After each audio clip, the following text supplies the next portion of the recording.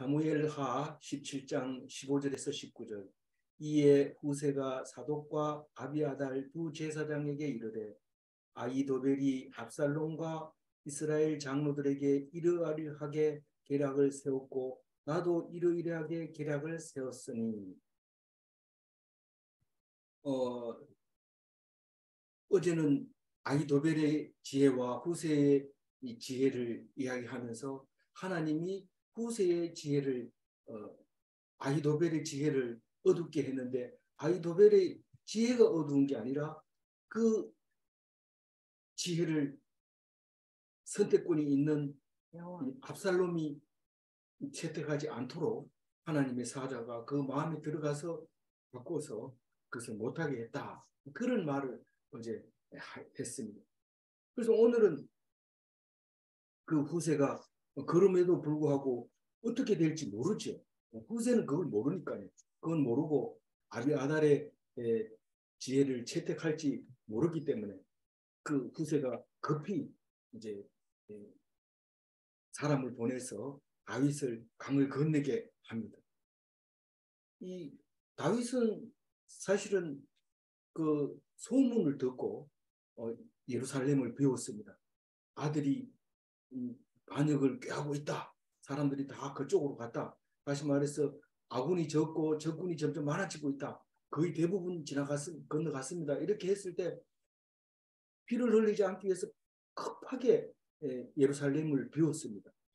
그렇지만 그러나 소문이 그런 거지 실제로 자기 눈으로 자기 기로는 아직까지 그 군대를 일으켰다는 것은 없으니까 혹시 하나님께서 잘못 듣게 하셨는지, 내가 겁먹고 있는 거라고 겁주는 건지, 아니면은 실사 그렇더라도 압살롬이 마음을 고쳐먹고 다시 부를지, 그걸 확인을 해야 강을 건너지. 강을 건넜다 이러면은 벌써 이게 달라지는 상황이 돼버리기 때문에 이제 못 건너고 건널 준비만 싹 해가지고 소식이 올 때까지 기다리고 있습니다.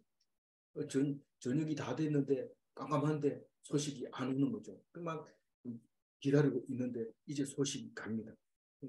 그 후세는 아비아달이 했는 거하고 비교하면은 말도 안 되는 성공 확률이 떨어지는 거지만, 아비아달은 지금 당장 달려가야 됩니다. 이 사람들이 전열을 갖추기 전에 가서 잡아야 전부 사람들이 도망갈 때 성공할 수 있습니다. 이렇게 했는데 그거를 후세가 그냥 진짜 환상적인 이야기를 함으로써 야, 그 말이 참 멋지다. 근데 멋지다 이랬는데 그게 왕이 멋지다 이랬으면 그걸 택한 겁니다. 멋있는 건 사실이에요. 후세가 했는 말은 정말 환상적이죠.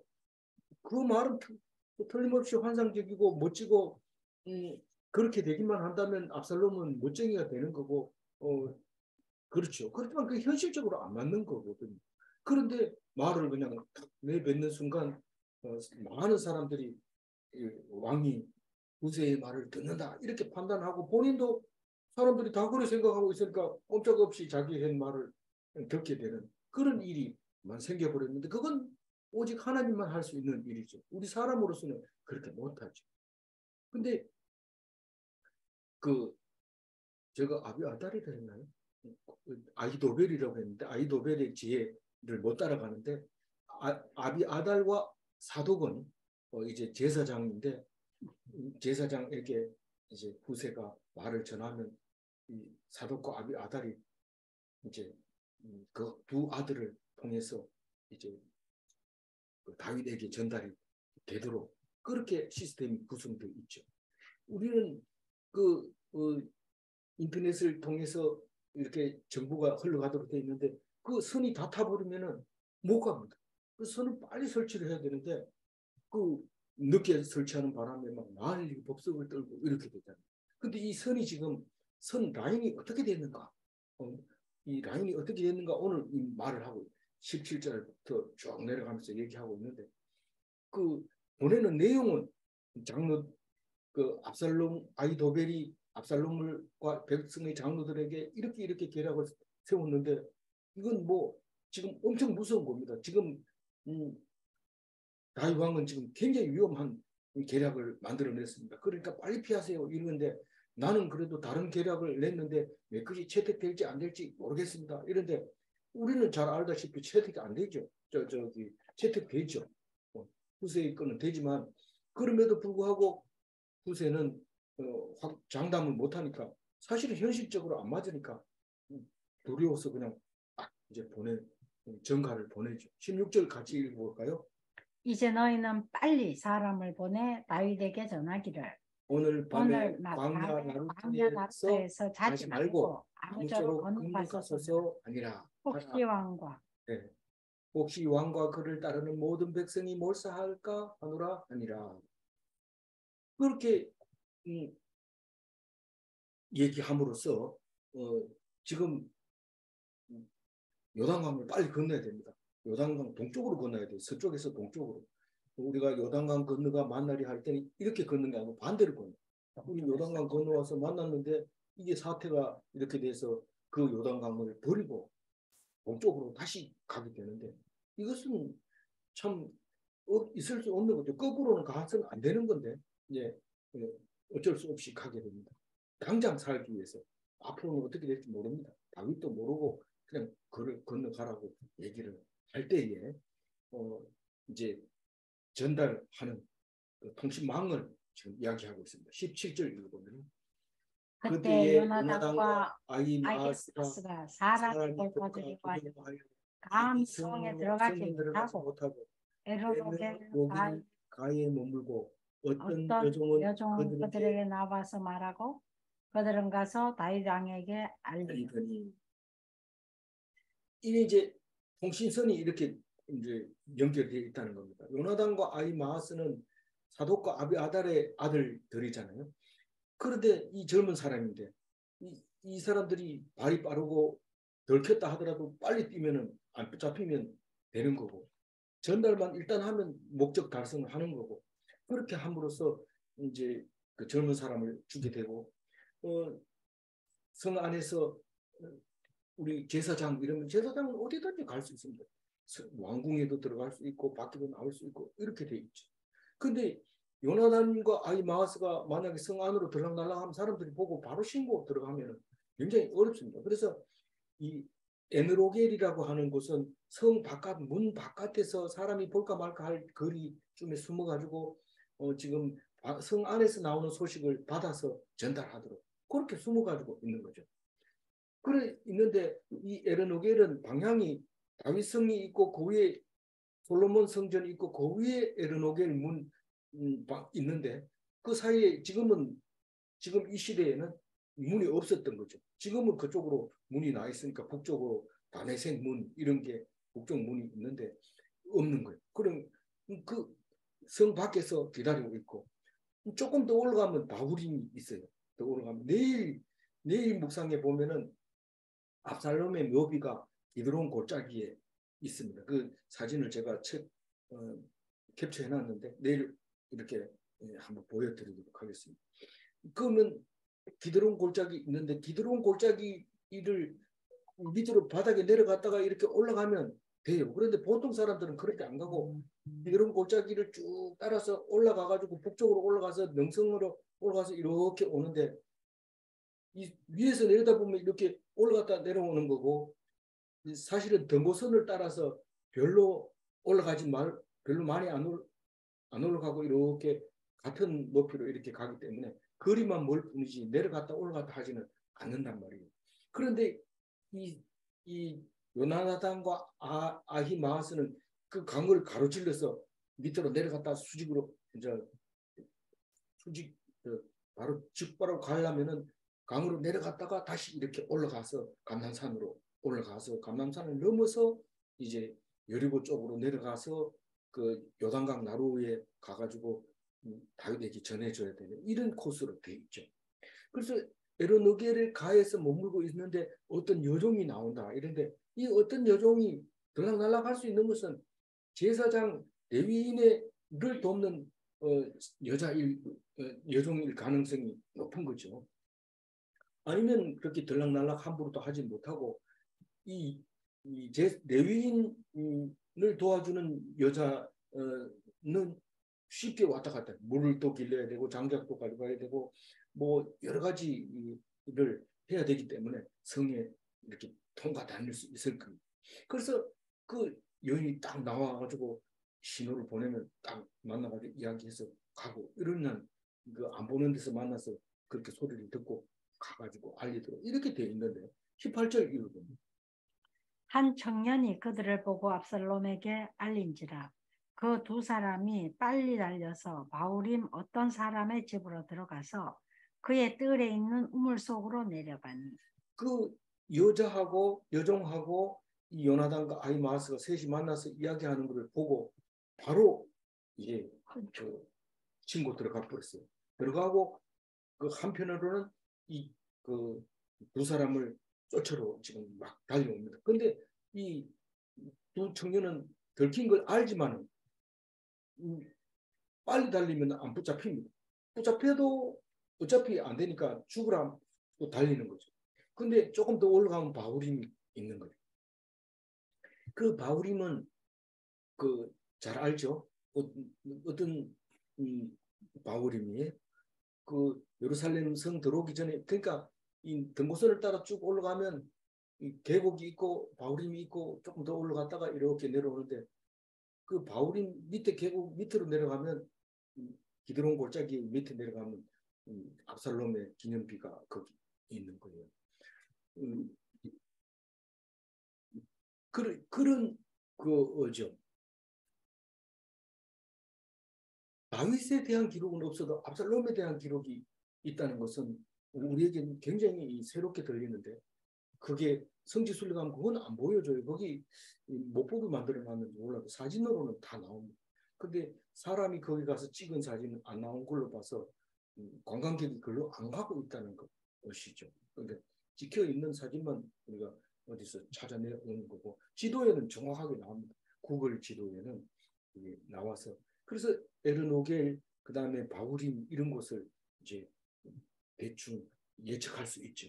정확하게는 알 수가 없지만 이 에르노겔 방향으로 그러니까 북쪽 방향으로 좀 더 올라간 바울임이 있는 거죠. 그 바울임의 그 다윗의 맨 첫 번째 부인 미갈이 사울이 오피 100개를 갖다 주고 상금으로 받은 건데 그걸 그만 쫓겨다니는 바람에 사울이 딴 사람한테 줬는데 그 왕이 되자마자 미갈 데려와라 이러니까 데리고 와가지고는 올 때 그 같이 살던 남편이 바울임까지 와서 울 때 요압이 이제 집에 가 이러니까 울면서 요압이 아니고 우죠. 사울의 군대 장관이 그 사람이 가라 그러니까 그냥 버리는 그런 장면이 있는데 좀 찡하죠. 그러면 뭐 운다는 것 때문에 그런 거지 뭐 다른 것 때문에 그런 거 필요는 없어요. 그래서 그 동네에 딱 들어갔는데 들어가자마자 저 빨리 피한다고 우물 속에 딱 들어갔는데 그 우물은 보통 사람이 들어가서 안 빠질 정도 다리만 벌리면 밑으로 안 빠지도록 이렇게 만들어져 있는 우물 있죠. 보통 크기가. 그래서 우물 청소도 하고 이렇게 하려고 만들어놓은 거기 때문에 더 크게도 만들 수 없고 더 작게 만들면 또 사람이 들어가 청소도 못하고 이렇기 때문에 보통 우물은 그 크기가 그렇게 다리 벌리면 안 빠지도록 이렇게 만들어져 있는데 여기도 두 사람이 들어가서 거기 있었던 거죠.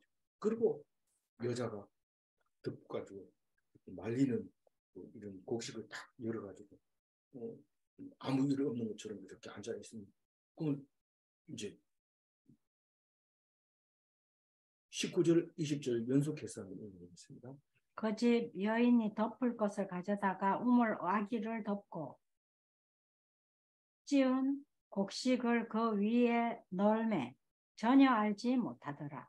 압살롬의 왕들 종들이 그 집에 와서 여인에게 묻되 아히마아스와 요나단이 어디 있느냐 하니 여인이 그들에게 이르되 그들이 시내를 건너가더라 하니 그들이 찾아도 만나지 못하고 예루살렘으로 돌아가니. 요 시내는 기드론 시내를 말하는 거고 뒤에 보면은 다윗 왕이 건너야 될 물은 요단강 물이고 그런 거죠. 그래서 그림을 잘 그리면 이 글이 이해가 제일 잘 되고 하나님이 말씀하시는 게 무슨 뜻인가 하고 이해가 잘 됩니다. 그냥 이게 소설처럼 읽으면 안 돼요. 저기서 벌써 아이도벨의 이 계략이 채택되지 못한 게 있었는데 왜 이 후세는 또 전가를 보내냐 이런데 그게 아니고 그게 한꺼번에 한 가지씩 얘기하다 보니까 그렇게 다 마무리 지어버리고 이렇게 돼서 그런 거지. 그래서 이것을 소설들은 보통 나중에 이 안 가르쳐 줄 거를 안 가르쳐 주고 이렇게 해가지고 끝에 가서 반전을 일으키고 그 재미있게 하고 이렇게 하려고 그런 거지. 이것은 똑같은 이야기 같이 쓰여져도 성경과 이 소설책은 다른 거죠. 그래서 이제 그 이, 와서 물으니까 저 기드론 신으로 건너가는 것 같은데 이러니까 사람들이 다 가가지고 찾아보니까 못 찾는 거죠. 이게 여리고성 라합 여인이 그 간첩이 여기 숨었다는데 어디 갔어? 이러니까 가던데요. 저쪽으로 가던데요. 이렇게 하는 거랑 마찬가지죠.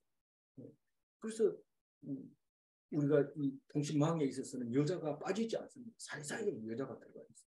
남자들만 가지고 뭐 네가 니한테 연락하면 니한테 연락해라 이러지만 이게 이 나는 놈 위에 뛰는 놈 위에 나는 놈 있다고 아무리 네트워크를 해놔도 그걸 불꽃 같은 눈으로 감시하고 있기 때문에 못 찾습니다. 그런데 여자들이 딱 사이사이에 딱 들어가면 남자들이 헷갈립니다. 뭐 비밀을 가지고 있더라도 여자가 와서 웃으면 그게 뭐 믿고 그냥 가버리는 거예요. 근데 믿을 게 못 되지. 굉장히 잘 알아야 돼요. 믿을 게 못 됩니다. 어쨌거나 다윗이 일하는 데 있어서 통신망에 있어도 여자들이 꼭 필요하다는 것을 오늘 말씀하고 있는 것이죠. 아까 아브넬. 그래서 다윗과 함께 딱 왔습니다. 아브넬이 뭐 어떻다고요? 아브넬이 바울임까지 남편 미갈의 남편이 따라온 거를 돌아. 네네네. 사울 왕의 그 군대 장관 아브넬이 그 미갈을 데리고 올 때 그렇게 됐다고 얘기하고 있습니다. 네. 그러면 이제 몇 절 읽어야 돼요? 21절. 21절 읽어요. 그들이 간 후에 두 사람이 우물에서 올라와서 다윗 왕에게 가서 다윗 왕에게 말하여 이르되 당신들은 일어나 빨리 물을 건너가소서. 아이도벨이 당신들을 해하려고 이러이러하게 계략을 세웠나이다. 이게 이제 긴급 상황을 전달하는 거예요. 긴급 상황입니다. 빨리 건너세요. 지금 혹시나 이 소문을 잘못 들었거나 또 압살롬이 마음을 변했거나 그래서 오라 하면 건너버리면 낭패입니다. 다시 돌아오려면 힘들고 또 쪽팔리잖아요. 그리고 그래서 이제나 저제나하고 소식이 왔는데 역시 압살롬은 나를 반역했구나. 그렇게 생각을 하고 결단을 내려야 되죠. 결단을 내려 22절 읽어봅니다. 다윗이 일어나 모든 백성과 함께 요단을 건널세 새벽까지 한 사람도 요단을 건너지 못한 자가 없었더라. 이 지도자는 결단력이 있어야 돼요. 건너야 되겠다고 판단되지면 뭐 밤에 오겠나 이러면서 자꾸르면 이거 큰일 납니다. 그럼 도강을 해야죠. 강을 건너야 되는데 밤에 건너는 게 낮에 걷는 것보다 굉장히 위험합니다. 뭐 누가 강물에 떠내려가도 몰라요. 밤에는. 계속 이렇게 한 사람도 안 빠지고 건넜는데 맡긴 자가 하나도 잃지 않는 그 요한복음 말씀이 생각이 나요. 요한복음 18장 9절 같이 읽어봅니다. 이는 아버지께서 내게 주신 자 중에서 하나도 잃지 아니하였사옵나이다 하신 말씀을 응하게 하려 함이라. 이 다윗은 아군에 대해서 확실하게 챙기는 거죠. 아군을 위해서는 확실하게 챙겨서 한 사람도 낙오되는 일 없이 싹 지나. 만약에 다윗이 여러 번 그런 경험을 했지만 아군인데 낙오시킨 걸 그냥 버리고 갔습니다. 바빠서 너 같은 장애자는 데리고 가면 안 돼. 놔둬버리면 어떻게 됩니까? 그게 이제 그 사람이 적군이 돼버리고 모든 정보를 제공하게 되는 그런 일이 생기기 때문에 아군은 아군대로 확실하게 챙겨야 돼요. 그래서 우리 배우자가 아무리 밉더라도 끝까지 챙겨서 내 옆에 놔둬야 되지. 만약에 그걸 놓쳐버리면은 그만 적군이 돼가지고 공격하는데 누구보다도 무섭지요. 그거 딱 걸리면은 결국은 패가 망신하는 거예요. 죽으라고 그냥 뭐 밉지만은 그래도 끝까지 마음을 놓지 말고 나는 당신 편이야 이렇게 안심하도록 해줘야 돼. 그거 속이는 거 아니냐. 속에 있는 말 솔직하게 해야 돼. 솔직한 말 안 해도 다 압니다. 그렇기 때문에 우리는 하나님만 바라보고 그냥 속이 부글부글 끓어도 웃으면서 이렇게 해줘야 되지. 그래야 내가 살고 가정이 살고 온 식구가 사는 거지. 조금 마음에 안 든다고 입으로 막 내뱉어버리고 이러면은 화나면 내한테 이익이 되는 게 없어요. 뭐 주려고 하다가도 화가 나서 안 주고 이러면 내만 손해죠. 그러니까 끝까지 이렇게 웃으면서 굿모닝, 굿나잇 이런 것까지도 잘 해야 돼요. 이 다윗 왕을 보면서 그런 생각을 할 수 있게 되는 거예요. 다윗은 소문을 들었을 때, 설마 그러려고 내 아들이 내가 그렇게 봐줬는데 무슨 웅딴 소리 하지 마라. 쓸데없는 내 눈으로 보기 전에는 안 간다. 이래버리면 이거는 유혈이 낭자하게 되는 거죠. 근데 소식을 듣고 빨리 도망가가지고 딱 이제 건널 수 있도록 자세 잡아놓고 맞나 아니냐 확인 딱 한 다음에 건너야지. 남의 소문만 듣고 무조건 건너다가는 이 압살롬이 하하하 웃으면서 하면은 그것도 이상하잖아요. 하여튼 이 일을 보면은 다윗은 하나님께 매달려서 어떻게 할까요? 어떻게 할까 다 물어보고 그렇게 이 일을 처리하는 것을 볼 수 있습니다. 그 뭐 우리가 다 알다시피 이제 22절 다시 읽어보죠. 다윗이 일어나 모든 백성과 함께 요단을 건널세 새벽까지 한 사람도 23절을 봐야 돼. 아이도벨이 자기 계략이 시행되지 못함을 보고 나귀의 안장을 지우고 일어나 고향으로 돌아가 자기 집에 이르러 집을 정리하고 스스로 목매어 죽음에 그의 조상의 묘에 장사되니라. 성경은 아무리 많이 읽어도 괜찮아요. 읽다가 때치고 이러지 말고 끝까지 읽어주시기 바랍니다. 그게 뭐 꼭 뭐 이렇게 순서대로 또 한 번 더 읽었다고 누가 뭐라 하면 그 말씀이 또 중요할지도 모르잖아요.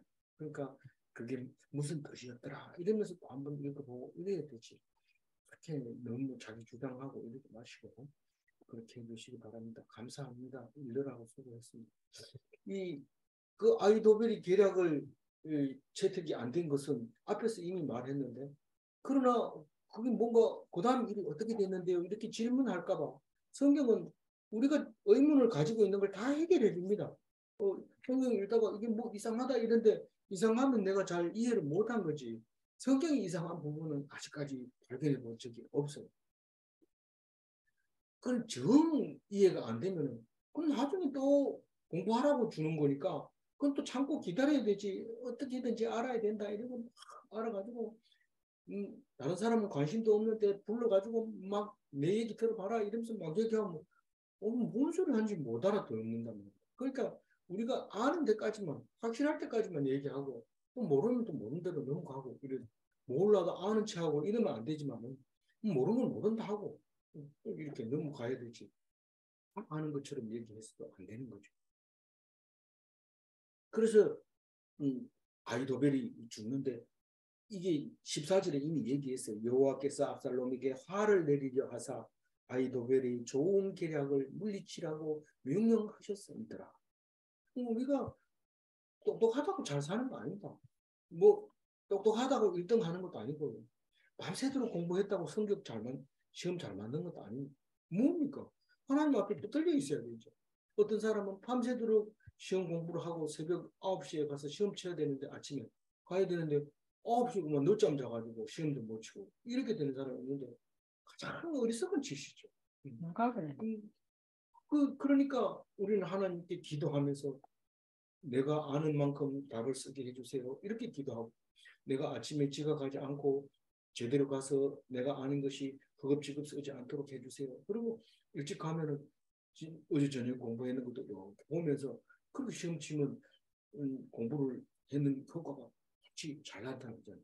그래서 그게 되는데 뭐 공부했는 거 딴 사람한테 안 가르쳐주고 막 자기 혼자 이런데 그 점수가 안 나옵니다. 근데 딴 사람한테 막 가르쳐주면서 이게 이런 거야 이러고 막 자기 공부했는 것도 빌려주고 이런데 그게 시험이 탁 나오는데 빌려간 사람은 지고 그걸 못 쓰지만 빌려준 사람은 다 알았으니까 필요 없으니까 줬는데 성적이 잘 나오잖아. 그러니까 그 그리고 뭐 큰인 페퍼 받은 사람은 또 고마워가지고 보지는 못했지만 밥 사주고 이러잖아요.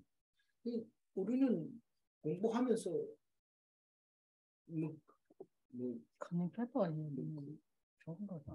그 학생들은 커닝을 나쁘다고 자꾸 부모가 가르쳐 주거든. 커닝 페퍼가 나쁘다 이렇게 가르치는데 저는 가가지고 커닝도 안 하려면은 공부도 하지 마라 이랬어요. 왜냐하면 아니 뭐 맞추려고 애를 쓰는 커닝 페퍼를 만들지만 그것도 못 만들어야지 멍하게 시험지 받아가지고 읽을 생각도 안 하고 앉았어. 왜 그러냐 몰라요. 그래. 안 읽어보고 모른대. 예 아니요만 하면 되는 건데 꼭 안 읽어보고 쓰니까 반대로 써. 읽어보기만 하면 예 이러면 되는 건데 내 문제는 답이 딱 한 가지밖에 없다. 예밖에 없다. 이러나는데도 전부 아니요 아니요 아니요 이래 쓰는데 속 터져서 못하는 거죠. 아무리 잘 가르쳐 주려 해도 안 되는 거예요. 그래 어떻게 되겠습니까? 어떻게 되겠냐? 하나님이 알아서 하는 거죠. 우리는 잘 몰라요. 어떻게 하는 어쨌든 그렇게 가르쳐 줘도 아예 공부를 안 하고 덮어놓는데 어떻게 합니까? 그냥 뭐 가르칠 것만 가르치고 말지 뭐 어떻게 답만 가르쳐. 그래서 이 아이도벨이 자살하는데 이게 심판자라고 심판자가 되려고 했던 자의 죽음의 모습. 가론 유다하고 똑같은 거예요. 자기가 이게 옳다 생각하고 막 밀어붙였는데 자기가 옳다고 생각하는 그 사람은 결국은 이런 죽음을 당하게 되는 거예요. 내가 모른다 그러면 하나님이 죽이면 죽이고 하나님 살리면 살리고 이렇게 되는 거지만 자기가 옳다고 생각했는데 그게 틀려져 버리면 죽을 수밖에 없는 거예요. 그리고 살고 죽는 게요. 우리는 뭐 하나님을 믿으면 살고 안 믿으면 죽는다 이러니까 그 뭐 말을 만들어내 가지고 그런 거지. 아니 그게 아니에요. 성경 읽어보면 다 나옵니다. 내가 하나님 앞에서 어떻게 하냐 이러면은 우째우째하게 해결해 줍니다. 우째하게. 우리 그 어떤 목사님은 대학 다닐 때 너무 가난해가지고 뭐 등록금 기간이 지났는데도 그럴 때도 등록금을 못 내고도 어찌어찌 되겠지 계속 이런다. 그러다 보면 누가 찾아와가지고 니 등록했나 안 했다 이러면 누가 또 도와준다고 이래가지고 대학을 졸업했다고 해요. 공부도 잘했고 뭐 일도 열심히 했고 이랬다. 근데 이 마찬가지로 우리가 하나님한테 붙들려 있으면 하나님께 얼마나 감사합니까? 근데 뭐 내가 다 한다 이러고 뭐 아버지 돈 대준다 해놓고 왜 안 대줍니까? 이러고 뭐 미리 안 낸다 하고 아버지 망해한다 치고 이렇게 하는 거하고는 다릅니다. 만약에 그러다가 아버지 죽을 뻔하면 자기 자살해야 돼. 그러니까 그 하나님께 딱 매달리다 보면 하나님이 도와주시고 하나님이 아버지를 통해서 제때 내게 해주고 이런 거지. 그게 그러니까 하나님을 믿으면 살지만 안 믿으면 자기 힘으로 사는 수밖에 없고 자기 힘으로 살면 결국은 죽게 되는 건데 사람들이 자꾸 거짓말하는 것 같고 교회 오면은 왜 자꾸 해가지고 이게 세뇌 교육을 받아 그렇지 뭐 설마 그러려고 이런데 안 읽으니까 그런 소리를 자꾸 하는 거죠. 우리는 예수님으로 말미암아 딱 사로잡혀 있는데 그게 뭐 세뇌라는 말을 쓰면 안 되죠. 그건 무식한 얘기고 뭡니까? 성령이 충만해. 성령 충만하면 누가 뭐라 해도 기죽기죽 웃습니다. 얘가 좀 이상한 것 같아. 이상합니다.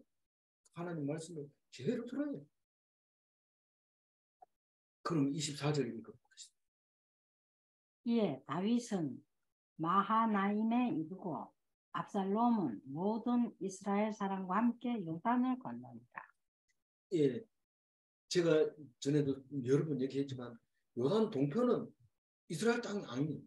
그래가지고 이스라엘 사람도 많이 살죠. 부지파 반이나 모세 때부터 이렇게 지정을 해놨기 때문에 그게 이스라엘 땅이 아닌 것은 아니지만, 그러나 사실 여러 가지 사정으로 봤을 때 거기는 동네가 완전하게 형성되지 않고 그냥 이렇게 산악 지역이 많고 이래서 동네도 제대로 구성이 잘 안 돼 있기 때문에, 요단 서편에는 가나안 땅에는 적과 꿀이 흐른다고 이랬는데 사실 뭐 꿀이 흐르는 데도 있지만 그렇지 않은 그 광야도 많거든요. 그런데 그럼에도 불구하고 인구 밀도가 높고 거기가 요충지가 되고 모든 통로의 목이 되기 때문에 거기에를 이스라엘이라고 말하죠.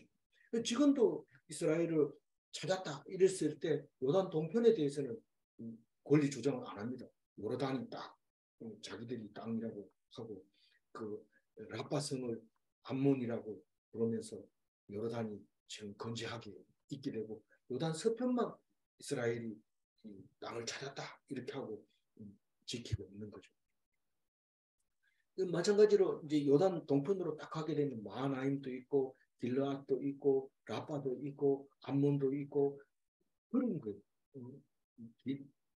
길르앗은 또 여러 가지 이름으로 길르앗 다못, 길르앗 야베스, 길르앗 로글림 이렇게 있는 거죠. 여러 가지로. 근데 이게 가보면 사실 거리는 좀 멀더라도 뭐 대구 이러면은 성서, 뭐 칠곡, 뭐 이런 것처럼 여러 군데로 대구라고 말할 수 있지만 다르기 때문에 다르게 말한 것처럼 우리는 그건 자세하게 알 필요가 없어요. 지도에 잘 나오지도 않고 성경을 찾아봐도 어디가 어딘지 잘 기록을 안 해놓습니다. 근데 요단 서편에 대해서는 수없이 연구하고 찾아냈기 때문에 위치가 거의 드러나는, 안 드러났더라도 다른 성경하고 이렇게 비추어서 지점을 정해가지고 지도를 완성해놨기 때문에 우리는 성경 읽는데 굉장히 도움이 되죠. 그래서 마하나임에 딱 갔어요. 누가요? 다윗이. 마하나임은 언제 이름이 붙어졌어요? 야곱이 야복강에서 그 사람들을 씨름하기 전에 마하나임을 딱 만나가지고 왜 이름을 마하나임이라 했어요? 군대를 봤다 이래가지고 군대를 보았다는 뜻으로 마하나임 이렇게 불렀는데 나중에 이 이름이 많이 사용하게 됩니다. 길르앗은 여러 가지 이름으로 가지고 있지만 이 모세가 그쪽으로 오기 전까지도 길르앗이라는 말을 지명을 썼는데 나중에 이름이 붙은 거를 미리 땡겨 쓴 것뿐이지 이름이 붙은 것은 므낫세의 자손 마길의 자손 길르앗이 그것을 정복했다 해서 그 이름을 길르앗이라고 불렀던 것이죠. 그리고 암몬, 모압, 여기 나오는 라파성 이런 것들은 다 그쪽에 요단 동편에 있는 거기 때문에 그냥 우리는 그냥 요단 동편 이렇게 말해도 크게 뭐 이해가 안 되는 부분은 없습니다. 25절 읽어보죠. 압살롬이 아마사로 요압을 대신하여 군 지휘관을 삼으니 아마사는 이스라엘 사람 이두라라 하는 자의 아들이라. 이두라가 나하스의 딸 아비갈과 동침하여 그를 낳았으며 아비갈은 요압의 어머니 스루야의 동생이더라. 우리는 뭐 네 오촌이다, 네 사촌이다 이러면은 아들이 뭐 오촌이면 그러면 뭐 누구하고 비슷하네요 이렇게 얘기하기 때문에 선수 따지기가 굉장히 어려워합니다. 근데 25절을 읽으면은 머리가 잘 돌아가야 돼요. 잘 돌아가야 그림을 그릴 수 있는 건데 왜냐하면 일일이 어떤 사람은 이름이 있는 사람이 있고 어떤 사람은 이름이 없는 사람이 있고 이래 가지고 못 찾아냅니다. 여기서 중요한 것은 다윗의 어머니 이름이 안 나오기 때문에 어렵다는 겁니다. 그러나 중요한 것은 다윗의 어머니가 아비갈의 어머니고 스루야의 어머니라는 사실을 알아야 됩니다. 그러니까 아비갈과 스루야는 이복 자매라는 거죠. 그것만 알면 됩니다. 엄마는 같지만 다윗은 아버지가 이세고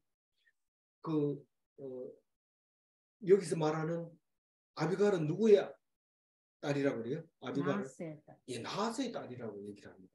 그러면 아비갈과 스루야는 자매지간이니까 스루야의 아버지도 나스일 가능성이 있지만 그 얘기는 어디든지 안 써놓습니다. 어디에도 안 써놨습니다. 그러면 스루야의 아버지도 나스가 아니라면 딴 사람일 가능성이 있지만 뭐 그 너무 복잡하게 생각하지 말고 나스의 딸이 아비갈이고 스루야라고 한다면 이 아마사라고 하는 사람은 다윗의 생질이 됩니다. 제가 이 아마샤라고 했는데 아마샤하고 아마사하고는 완전히 다릅니다. 예, 아마샤는 이 왕의 이름이고 이렇게 잘못 적은 거예요. 제가 오타 난 거예요. 오른쪽에 거는. 왼쪽에 거는 제가 손을 안 댑니다. 그러니까 제목 같은 건 오타가 날 수 있지만 본문은 안 납니다. 그래서 오른쪽에 노트에 아마샤 이런데 잘 제가 입에 익어서 샤로 나오는 거고요. 아마사는 요압과 이종사촌 같아요. 아마사는 이 요압과 이종사촌. 아니 이종사촌이죠. 이종사촌. 요압과 이종사촌이고 다윗의 생질이고 그런 거죠. 스루야의 아니 요압도 다윗의 생질이고 아마사도 다윗의 생질이고 그렇죠. 근데 다윗은 아버지 이름이 나옵니다. 그 어머니는 아비갈, 아버지는 이드라라고도 하기도 하고 예델이라고 하고 여러 군데 이제 그렇게 두 가지 이름으로 나오고 스루야의 아버지 이름은 안 나오는 거죠. 다윗의 누나가 아비갈이고 스루야인데. 네. 예, 이드라의 제가 아들이라고 썼는데 이드라의 아들이 아니고 그러니까 아비갈과 이드라 사이에 아마사가 난 거예요. 그러니까 아마사의 아버지 이름이 나옵니다. 그런데 여기 다윗의 요압의 아버지 이름은 안 나옵니다. 이게 복잡하게 돼 있어요. 복잡한 게 아니라 덜 쓴 것처럼 이렇게 했는데 덜 쓴 게 아니고 이야기할 것만 이야기하고 안 할 건 안 하는 거죠. 어쨌거나 압살롬은 지금 아마사가 누구라고 해서 이종 사촌에게 군대 장관을 세워놓고 이제 싸움이 일어납니다. 둘이 붙습니다. 다윗은 누가 군대 장관이에요? 요압이 군대 장관이고 요압은 스루야의 아들이고 아마사는 아비갈의 아들이고 아비갈과 스루야는 자매지간이에요. 왜 얘기를 했을까요? 만약에 먼 데서 안 일어난다. 네, 그 가까운 데서 도와주고 있다 하는 겁니다. 그런데 다윗도 도와주는 사람이 있습니다. 26절을 보면 이에 이스라엘 무리와 압살롬이 길르앗 땅에 진친이라. 길르앗 어딘지는 모르지만 길르앗 땅에 이제 주둔하고 또 마하나임에는 누가 주둔하고 압살롬이 다윗이 주둔하고 길르앗에는 압살롬이 주둔하고 그렇게 지금 싸울 준비를 하고 있습니다. 전열을 가다듬고 네가 대장해라, 네가 50부장 해라 이러면서 막 이렇게 싸울 준비를 하고 있습니다. 그럼 스스로 작전도 세우고 군인도 좀 필요하면 더 사고 이렇게 합니다. 그런데 이 압살롬의 군대가 많을까요? 다윗의 군대가 많을까요? 압살롬이 많죠. 압살롬은 온 이스라엘이 도와줍니다. 그렇게 훌륭한 다윗이 있는데 어떻게 압살롬한테 갔을까요? 압살롬은 멋있어요. 멋있고 백성들한테 얼마나 잘해줬습니까? 다윗은 덜 앉아가지고 뭐 있을 때 뭐 막 이렇게 아이 놓고 이럴 때 이 사람은 새벽에 일찍 일어나서 자기는 내일 보면은 아이가 없다고 얘기해요. 사실은 세 아들이 있었거든요. 삼남 일녀가 있다고 얘기를 했는데도 불구하고 자기는 아들이 없다 이래가지고 비석이 자기가 있을 때 기념비를 새겨야 된다 하면서 기념비를 새겨놨다는 것을 알 수 있습니다. 근데 어쨌거나 이 압살롬은 부지런히 일어나서 백성들의 마음을 훔쳐서 지금 많은 군대를 가지고 지금 다윗과 대결하고 있는데 많은 시간이 흘렀다고 보면 돼요. 우리는 그냥 길르앗 땅이 진친이라 이러면 그때 바로 붙었는 줄 알지만 그렇지 않고 시간이 자꾸 지나가고 있는 거예요. 사람도 많이 모으고 이렇게 하고 있는데 27절 읽어봅니다. 다윗이 마하나임에 이르렀을 때에 암몬 족속에게 속한 랍바 사람 나하스의 아들 소비와 로드벨 사람 암미엘의 아들 마길과 르골림 길르앗 사람 바실레아가 이 길르앗은 뭐 로글림 길르앗도 있고 야베스 길르앗도 있고 뭐 여러 가지 길르앗이 있는데 그건 뭐 이 길르앗 사람 이 길르앗 사람도 다 흩어져 있기 때문에 뭐 통제된다든가 뭐 이런 것도 아닌 것 같아요. 그래서 거기 27절 28, 29절은 다윗을 돕는 사람들에게 대해서 기록을 하고 있죠. 우선 세 사람이 나오는데 소비라는 사람과 마길이라는 사람과 바르실레라는 사람, 이 세 사람이 다윗을 돕고 있어요. 근데 이 이름을 좀 알아놓으면 나중에 읽을 때 굉장히 도움이 되거든요. 굉장히 도움이 되는데 이걸 이름을 안 읽어놓으면 다른 때 이 이름이 나오면 처음 보는 거지 자꾸 읽어보면 그만 재미가 없었지. 근데 앞뒤 사정을 쭉 이렇게 보면은 그때 일이 생생하게 살아나면서 그 이름이 살아난단 말이에요. 그래서 그 암만 족속에 속한 라빠는 어디입니까? 그 다윗이 이 우리아의 아내를 건들 때 그 요압이 가서 얻은 성이 아닙니까? 근데 그 속에 그 자기를 도와주는 사람이 있어요. 나하스 이러면은 이 요압이 잘 알고 있었던 거예요. 그 나하스가 아까 그 앞에 25절에도 나왔잖아요. 예, 나하스의 이 나하스가 나하스의 그 아들. 나하스를 하면은 뭐 맞는 것 같아요. 맞는 것 같은데 어쨌든 그 사람들도 다 지금 여기 지금 아마사 같은 경우는 강 건너 가지고 요단 서편에 와가지고 압살롬하고 살고 있었던 거고 여기 이 라빠성에 있는 나하스의 아들 소비는 그냥 거기 살고 있었던 거죠. 그래서 그 사람들이 다윗을 도와주게 되죠. 그리고 뭡니까? 로데발 사람 암미엘의 아들 마기를 했는데 로데발이 아니 로드발이라고도 하는 동네인데 로드발은 앞에서 한번 나왔던 거예요. 누구 이야기할 때 나오냐면 머비보셋 이야기할 때 나왔어요. 이 9장 4절에 나와 있는데 한번 읽어볼까요? 왕이 저에게 묻되 그가 어디 있느냐? 시바가 왕에게 고하되 로드발 암미엘의 아들 마길의 집에 있나이다. 그 마길이요. 그 마길이 다윗을 도와주고 있어요. 그 마길의 집에 누가 있었다고요? 사울의 아들 요르단의 뭐죠? 머비보셋. 사울의 아들 요나단의 아들 머비보셋이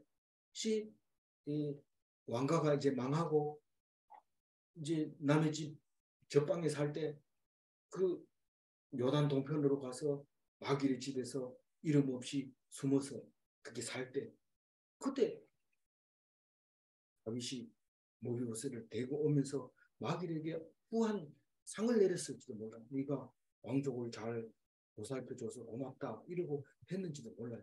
그러니까 오늘 여기 가까이 왔을 때 이 마길이 도와주잖아요.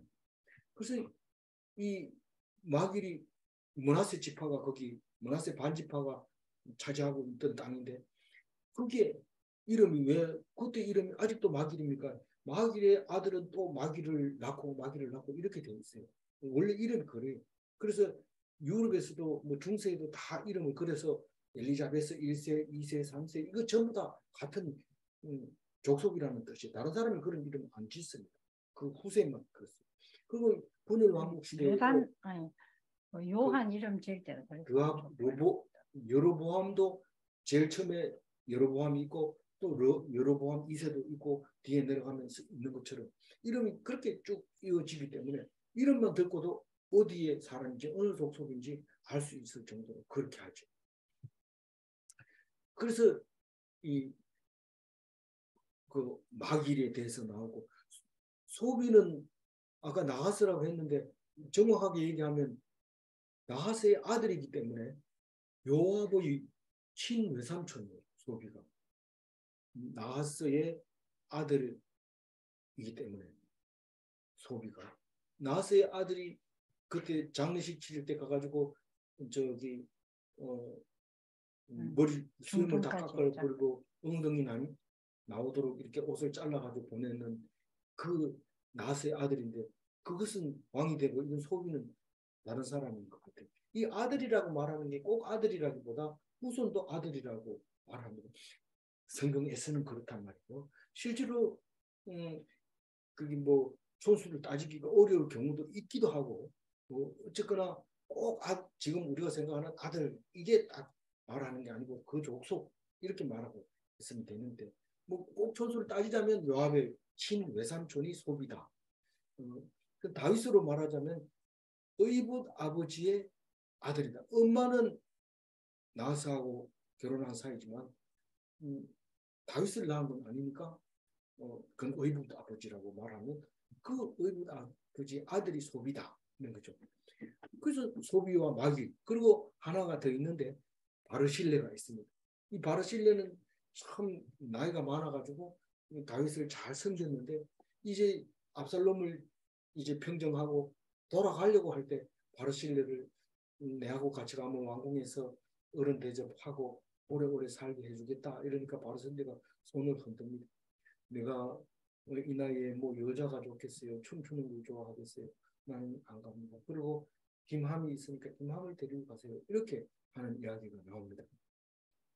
이 김함이 친아들은 아닌 것 같고 사위인 것 같기도 하고 아니면은 뭐 한국 사람인지도 몰라요. 김씨에다가 이름이 함인지 뭐 그래서 어쨌든 이 김함이 와서 따라갑니다. 따라가서 잘 저기 챙겨줬다 이렇게 얘기를 하는데 이름이 남아 있어요. 베들레헴 근처 게롯 김함. 김함이 집을 짓고 살았는데 그 이집트로 갈 때는 이 집에서 자고 가는 사람들이 많았어요. 게롯 김함이라는 집에서 그 왕들도 이집트로 피난 갈 때는 이 게롯 김함에서 자고 갔다 이런 기록이 이제 성경에 나온단 말이에요. 그러면 이 바르실레하고 소비하고 마귀 이 사람들이 도와줬는데 어떻게 도와줬느냐? 이게 지금 굉장히 중요한 얘기입니다. 뭘 도와주냐면 군수품과 군량을 도와줍니다. 28절, 29절 한꺼번에 읽어봅니다. 침상과 대야와 질그릇과 밀과 보리와 밀가루와 볶은 곡식과 콩과 팥과 볶은 녹두와 꿀과 버터와 양과 치즈를 가져다가 다윗과 그와 함께한 백성에게 먹게 하였으니 이는 그들 생각에 백성이 들에서 시장하고 고나여 목마르겠다 합니다. 네. 급하게 나오니라 군량도. 이 군수품은 침상, 뭐 야전 침대 뭐 이런 거죠. 대야, 질것, 이런 밥을 타 먹으려면 그릇이 있어요. 그런 걸 이제 다 대주죠. 이 세 사람이. 그리고 군량, 밀, 보리, 밀가루, 볶은 곡식, 콩, 팥, 볶은 녹두. 29절에 가면 꿀, 버터, 양, 치즈 있는데 양은 사람 겁니까? 양고기입니까? 어떤 번역에는 양고기 이래서 나오는데 이 다른 건 다 괜찮아요. 근데 군사식량으로 양고기를 주면 안 됩니다. 상해버리기 때문에. 그래서 양을 살아있는 걸 줘야 돼요. 우리가 그 태백의 함태탕왕에 있을 때 거기 인구수가 2,000명이 훨씬 넘잖아요. 많은 인구수가 있는데 거기에서 그 복지로 돼지 한 마리씩 줄 때 부서가 이렇게 여러 개 있는데 한 부서에서 이번 달에는 이쪽 부서에서 가세요. 이러면은 이쪽 부서에서 그 돼지를 끌고 가가지고 고기 자르는데 머리는 자기들이 가져가고 사람 숫자만큼 고기를 잘라가지고 신문지에 싸서 주면 퇴근할 때 그 단골에 올라가서 고기 꼭 먹고 이렇게 내려오죠. 그래서 이 살아있는 거를 데리고 가면 풀도 주고 이래가지고 키우다가 먹고 싶을 땐 잡아먹고 이렇게 하는 거죠. 고기를 주면 냉장고도 없죠. 아무도 그래서 양을 어떻게 줬을까 이런데 양을 줍니다. 보급을 해줍니다. 그리고 그래서 살게 해주셨는데 오늘 너무 길게 했다고 지금 하는데 마무리를 하겠습니다. 21절 메모를 편집해 놓은 것 보겠습니다. 당신들은 일어나 빨리 물을 건너가소서. 아이도벨이 당신들을 해야 되고 이러이러하게 계략을 세웠습니다. 그래서 소문을 듣고 급하게 와가지고 확실한지 기다리고 있었는데 역시 군사를 일으켰다 하는 소식을 듣고 길을 걷는. 그래서 소문을 들으면 무시하면 안 돼요. 또 소문을 들으면 그것만 가지고 막 어떻게 완벽하게 해결하려고 이러면 또 안 됩니다. 하나님께 물어봐야 돼요. 준비 싹 해놓고 그럼 하나님이 대답해 줍니다. 그래서 하나님이 소문을 하나님께 물으면 대답해 줍니까? 안 해주던데 네가 급하니까 그렇지. 네가 할 거 싹 해놓고 기다려. 할 수 있는 건 다 해놓고 하나님 말씀을 드려야지. 가라 마노 이러면 그거는 물어보는 게 아니죠. 그 소문은 벌써 하나님이 도망가라고 하는 말이기 때문에 빨리 도망가가지고 그 다음 행동을 할 때 물어보는 거예요. 준비 싹 해놓고. 그래서 하나님이 말하는 게 그러면 내 편입니까? 아닙니까? 하나님은 믿으면 내 편이 되는 거고 안 믿으면 내 편이 안 되는 거예요. 그게 믿음이 사람을 살리는 거죠. 우리는 하나님 말씀 믿고 날마다 기도하면서 하나님 편에 서는 그리스도인이 다 되시기 바랍니다. 기도하겠습니다. 하나님 감사합니다. 오늘 다윗이 소문을 듣고 도망왔지만 이제 사실을 확인하고 요단강을 건너서 요단 동편으로 왔습니다. 이제 시간이 지나고 압살롬도 요단 동편으로 건너왔지만 결국은 하나님께서 승리하게 해주시리라 믿습니다. 오직 하나님만 의지했을 때 하나님께서는 결코 저버리지 아니하고 그 신원의 소리를 들어주신 줄 믿사오니 오늘도 우리들이 걱정하고 염려하고 부끄러워하지 말고 오직 하나님만 붙잡게 하여 주옵소서. 자녀를 잘못 기르다고 한탄하지 말고 오직 하나님만 붙잡게 하여 주옵소서. 감사하옵고 우리 주 예수 그리스도 이름으로 기도 올리옵나이다. 아멘.